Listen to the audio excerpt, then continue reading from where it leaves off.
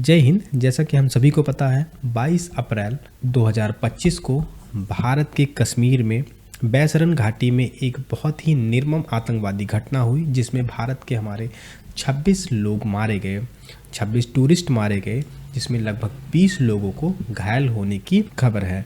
इसी के तहत भारत ने एक ठोस कदम उठाते हुए सिंधु जल समझौते को सस्पेंड करने की बात कही है। तो उसी के जवाब में पाकिस्तान भी जो शिमला समझौते को सस्पेंड करने की बात कर रहा है। तो इससे पहले हम सिंधु जल समझौता डिस्कस कर चुके हैं। अगर आपने वीडियो ना देखी हो तो वीडियो जाके देख सकते हैं, ठीक है। और चलिए, और आज हम समझते हैं कि पाकिस्तान जो बात कर रहा है कि शिमला समझौते को हम जो है निरस्त कर देंगे या हम इसे सस्पेंड कर देंगे, हम नहीं मानेंगे। आखिरकार ये शिमला समझौता क्या है, कैसे है, कब है, क्यों हुआ, पूरी की पूरी जानकारी आपको इस वीडियो में मिलने वाली है। और वीडियो थोड़ी सी भी हेल्पफुल लगे तो वीडियो को लाइक और चैनल को सब्सक्राइब जरूर कीजिएगा। और इस पॉइंट के बाद हम इसमें 20 MCQs करेंगे, जो कि आपके आने वाले एग्जाम्स के लिए, आप किसी एग्जाम की तैयारी कर रहे हो या फिर आप किसी भी जनरल नॉलेज के लिए भी कर रहे हैं, तो ये वीडियो आपके लिए बहुत ही हेल्पफुल होगी। और लास्ट में हम 20 MCQs करेंगे, जो कि आपके एग्जाम को और भी ज़्यादा मजबूत बनाएगा, ठीक है। तो चलिए देख लेते हैं हमारा क्या है। शिमला समझौता भारत और पाकिस्तान के बीच एक द्विपक्षीय समझौता, जो कि कब हुआ था? 2 जुलाई 1972 को भारत की प्रधानमंत्री इंदिरा गांधी और पाकिस्तान के राष्ट्रपति जुल्फिकार अली भुट्टो के बीच हुआ। किसके बीच हुआ? भारत और पाकिस्तान के। भारत की प्रधानमंत्री इंदिरा गांधी और पाकिस्तान के राष्ट्रपति जुल्फिकार अली भुट्टो के बीच हुआ था। और इसका मुख्य उद्देश्य क्या? 1971 के भारत पाकिस्तान के युद्ध के बाद आपसी संबंधों को सामान्य करना और भविष्य में शांति और द्विपक्षीय बातचीत के जरिए सभी मुद्दों को सुलझाने का वादा किया गया था इस समझौते के अंतर्गत, ठीक है। शिमला समझौता क्यों हुआ? इसका कारण क्या था? 1971 का युद्ध, दिसंबर 1971 में भारत और पाकिस्तान के बीच युद्ध हुआ, जिसमें भारत ने पाकिस्तान को बुरी तरीके से हराया था।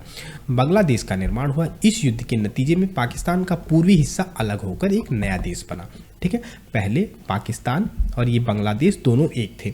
ये था पश्चिमी पाकिस्तान, ये था पूर्वी पाकिस्तान। लेकिन वहाँ की जो है पाकिस्तान की राजनीतिक असंतुलन की वजह से, या कह लें कि यहाँ के लोग अपने आप को श्रेष्ठ मानते थे, इन लोगों को जो है पिछड़ा या नीच किस्म का मानते थे, जिसके जरिए बांग्लादेश के लोग एक अलग राष्ट्र की मांग करने लगे, जिसमें भारत ने उनका सहयोग किया और फाइनली जो है बांग्लादेश का निर्माण किया। इस युद्ध के नतीजे में पाकिस्तान का पूर्वी हिस्सा अलग होकर नया बांग्लादेश बन गया था, ठीक है। युद्धबंदी अगर कह लें तो भारत ने पाकिस्तान के लगभग 93,000 सैनिकों को बंदी बना लिया था। कितने हजार सैनिकों को? भारत ने 93,000 सैनिकों को बंदी बना लिया था। तो और उन्होंने जो है हथियार डाल दिए और सरेंडर कर दिया था।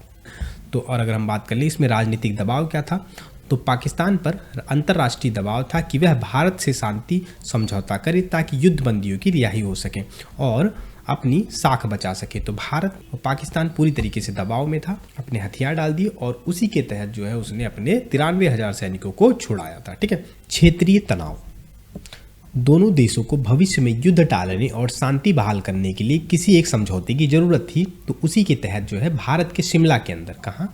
भारत के शिमला के अंदर ये शिमला समझौता हुआ था। कब हुआ था ये? 1972 में। भारत पाकिस्तान युद्ध 1971 के बाद 1972 में ये समझौता हुआ था, ठीक है। और शिमला समझौता कैसे हुआ? इसका घटनाक्रम क्या है? युद्ध के बाद पाकिस्तान ने बातचीत की इच्छा जताई। क्यों जताई? क्योंकि उनके 93,000 सैनिक जो है सरेंडर कर चुके थे भारत के अंदर और भारत ने उन्हें बंदी बना रखा था, तो इसलिए उन्होंने अपनी इच्छा जताई। भारत ने शांति स्थापित करने के लिए सहमति जताई, लेकिन कश्मीर मुद्दे समेत सभी समस्याओं के हल के लिए ठोस वादों की मांग की। और क्या क्या मुद्दे रखे गए थे? उन्होंने कश्मीर मुद्दे समेत सभी समस्याओं के हल के लिए वादों की मांग की। 28 जून से लेकर 2 जुलाई तक 1972 में शिमला जो कि हिमाचल प्रदेश के अंदर है, दोनों देशों के नेताओं की बातचीत यहाँ पर कई दौर की बातचीत हुई थी। दोनों पक्षों ने कई बिंदुओं पर सहमति जताते हुए एक औपचारिक समझौते पर हस्ताक्षर किए। सिंधु समझौते के मुख्य बिंदु क्या है? मेन पॉइंट्स क्या है इसके? तो समस्या सुलझाना। क्या था समस्या सुलझाना? भारत और पाकिस्तान सभी विवादों को शांतिपूर्ण तरीके से सीधे द्विपक्षीय वार्ता के माध्यम से सुलझाएंगे। कोई भी जो है बात होगी, कोई भी मुद्दे होंगे तो उसको क्या करेंगे? हम द्विपक्षीय वार्ता के माध्यम से सुलझाएंगे। दूसरा है सीमा बदलाव। युद्ध के दौरान कब्जा किए गए क्षेत्रों को एक दूसरे को वापस लौटा दिया जाएगा। दूसरा पॉइंट क्या था, सीमा बदलाव, युद्ध के दौरान जो जो क्षेत्र कब्जा किया गया था उन क्षेत्रों को एक दूसरे को वापस लौटा दिया जाएगा। दूसरा है नियंत्रण रेखा, लाइन ऑफ कंट्रोल, कश्मीर के युद्ध के बाद जो क्षेत्रीय स्थिति थी उसे लाइन ऑफ कंट्रोल के रूप में मान्यता दी गई। कश्मीर के युद्ध के बाद जो क्षेत्रीय स्थिति की थी उसे लाइन ऑफ कंट्रोल का नाम दिया गया। नेक्स्ट है युद्धबंदियों की रिहाई, भारत ने पाकिस्तान के 93,000 युद्धबंदियों को धीरे धीरे रिहा किया। ठीक है, शांति और मैत्री, दोनों देश युद्ध और संघर्ष से बचने और एक दूसरे के खिलाफ आक्रमण गतिविधियों से दूर रहने पर सहमत हुए। ठीक है, नेक्स्ट है राजनीतिक नॉर्मलाइजेशन, राजनयिक संबंधों को सामान्य करने के लिए भी ये निर्णय हुआ था।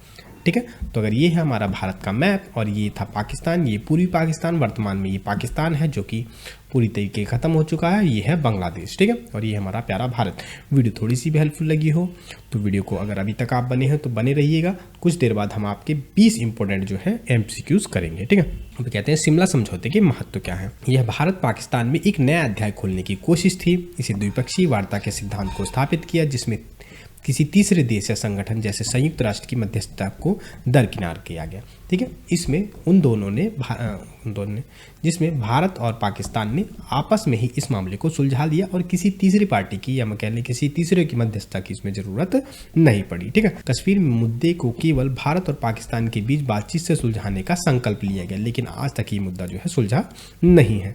नेक्स्ट, हालांकि समय के साथ साथ पाकिस्तान ने कई बार इस समझौते का उल्लंघन किया है। भारत के साथ जो समझौता हुआ, शिमला समझौता, पाकिस्तान ने कई बार इस समझौते का उल्लंघन किया है और वो अभी भी इस समझौते का जो है उल्लंघन करता हुआ आ रहा है, लेकिन अभी भी जो है वो धमकी दे रहा है कि हम इस समझौते को नहीं मानेंगे। अरे तुम पहले ही बहुत बार नहीं मान चुके हो समझौते को। ठीक है, नेक्स्ट है शिमला समझौते से जुड़ी कुछ महत्वपूर्ण बात। शिमला समझौता आज भी भारत की कश्मीर नीति के एक महत्वपूर्ण आधार बना हुआ है। शिमला समझौता आज भी भारत की कश्मीर नीति में एक महत्वपूर्ण आधार बना हुआ है।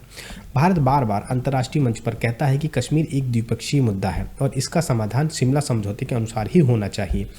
तो और 1972 के बाद भी भारत पाकिस्तान के बीच कई संघर्ष और युद्ध हुए, जैसे कारगिल युद्ध 1999, जो कि शिमला समझौते के उद्देश्य पर सवाल उठाता है, क्योंकि जो है शिमला समझौते का उल्लंघन ही माना जाता है किसे, कारगिल युद्ध को। शिमला समझौते में हुआ था कि हम शांतिपूर्ण ढंग से रहेंगे, लेकिन फिर भी जो है इसने अपनी गंदी हरकतों की वजह से 1999 में भी कारगिल युद्ध हुआ था। ठीक है, ये क्या है, ये भी ये शिमला समझौते का उल्लंघन है। तो ये था हमारे आज का कुछ पॉइंट्स। चलिए देख लेते हैं हमारे आज के 20 इंपॉर्टेंट MCQs जो कि आपके एग्जाम्स के लिए भी बहुत ही ज़्यादा हेल्पफुल होने वाले हैं। ठीक है, शिमला समझौता कब हुआ, तो शिमला समझौता कब हुआ, ये 1972 में। कब, 1971 में भारत पाकिस्तान के युद्ध के बाद 1972 में हुआ था क्या, शिमला समझौता, जिसमें 93,000 सैनिकों को बंदी बनाया गया था। ठीक है, नेक्स्ट है शिमला समझौते पर भारत की ओर से किसने हस्ताक्षर किए थे। तो शिमला समझौते पर भारत की ओर से किसने, इंदिरा गांधी ने भारत की ओर से हस्ताक्षर किए थे। किसने, इंदिरा गांधी ने भारत की ओर से हस्ताक्षर किए थे। ठीक है, नेक्स्ट है पाकिस्तान की ओर से शिमला समझौते पर किसने हस्ताक्षर किए थे। तो पाकिस्तान की ओर से किए थे जुल्फिकार अली भुट्टो ने। किसने, जुल्फिकार अली भुट्टो ने पाकिस्तान की ओर से शिमला समझौते पर हस्ताक्षर किए थे। नेक्स्ट है शिमला समझौते का किस युद्ध के बाद हुआ, शिमला समझौता किस युद्ध के बाद हुआ, तो 1971, भारत पाकिस्तान युद्ध 1971 के बाद शिमला समझौता हुआ था। ठीक है, शिमला समझौता किस स्थान पर हुआ, तो शिमला समझौता कहाँ, ये हिमाचल प्रदेश के शिमला में हुआ था। भारत के हिमाचल प्रदेश के शिमला में हुआ था क्या, शिमला समझौता। ठीक है, नेक्स्ट है शिमला समझौता में किस नई रेखा का उल्लेख किया गया है, तो किसको, लाइन ऑफ कंट्रोल LOC का उल्लेख किया गया है किसमें, शिमला समझौते के अंदर। ठीक है, नेक्स्ट है शिमला समझौते के अनुसार भारत ने पाकिस्तान के कितने युद्धबंदियों को रिहा किया था। शिमला समझौते के दौरान भारत ने पाकिस्तान के 93,000 सैनिकों को रिहा किया था। पाकिस्तान के 93,000 सैनिकों ने सरेंडर किया था, तो 93,000 सैनिकों को भारत ने रिहा किया। ठीक है, नेक्स्ट है शिमला समझौते के तहत किस बात पर सहमति बनी थी, तो शिमला समझौते के तहत किस बात पर सहमति बनी थी, तो द्विपक्षीय बातचीत से विवाद को सुलझाना। किस पे, द्विपक्षीय बातचीत से विवाद को सुलझाने पर इसकी जो है सहमति बनी थी। नेक्स्ट है शिमला समझौते का मुख्य उद्देश्य क्या था? शिमला समझौते का मुख्य उद्देश्य था युद्ध समाप्त करना और शांति स्थापित करना। क्या था? युद्ध समाप्त करना और शांति स्थापित करना। नेक्स्ट है, शिमला समझौते के अनुसार भारत और पाकिस्तान के बीच विवाद किस प्रकार सुलझाए जाने थे? शिमला समझौते के अनुसार भारत और पाकिस्तान के बीच विवाद किस प्रकार सुलझाए जाने थे? तो ये शांतिपूर्ण द्विपक्षीय बातचीत से सुलझाए जाने से, लेकिन फिर भी बहुत बार पाकिस्तान ने इस शिमला समझौते का उल्लंघन किया है। ठीक है, नेक्स्ट है, शिमला समझौते के बाद पाकिस्तान को कौन सा बड़ा नुकसान सहना पड़ा है? तो पाकिस्तान को कौन सा, उसको क्षेत्रीय हानि हुई थी। क्या हुआ था? क्षेत्रीय हानि हुई थी। युद्ध बंदियों का नुकसान हुआ था। अंतर्राष्ट्रीय स्तर पर प्रतिष्ठा में गिरावट हुई थी। अंतर्राष्ट्रीय स्तर पर उसकी जो है बेइज्जती भी हुई थी। तो कह लें कि सभी विकल्प सही हैं। तो ये सभी की सभी हानियां या नुकसान सहना पड़ा था किसे? पाकिस्तान को।